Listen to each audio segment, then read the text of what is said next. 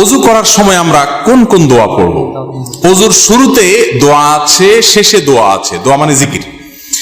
নবী করিম সাল্লাল্লাহু আলাইহি ওয়াসাল্লাম থেকে তিরমিজি বর্ণিত হাদিসে আমরা জানতে পারি, তিনি ইরশাদ করেছেন, লা ওযু লিমান লাম ইউসাম্মিল্লাহ, যে ব্যক্তি বিসমিল্লাহ বলল না তার ওযু পূর্ণাঙ্গ হবে না। ওযু হবে কিন্তু ওযু কি হবে না? পূর্ণাঙ্গ হবে না, ওযুতে অপূর্ণতা থাকবে। এজন্য ওযুর শুরুতে বলতে হবে বিসমিল্লাহ। কি বলতে হবে? বিসমিল্লাহ বলে এরপরে ওযু শুরু করতে হবে। আমাদের অনেকেই আছি, আমরা ওই যে মোবাইলের ব্যস্ততা, নানা ব্যস্ততার কারণে আমরা এসে ট্যাপটা ছেড়ে দিয়ে হুট করে হাত ঢুকে দিয়ে আমরা ওযু শুরু করে দিই। বিসমিল্লাহ বলার আর খোঁজ খবর।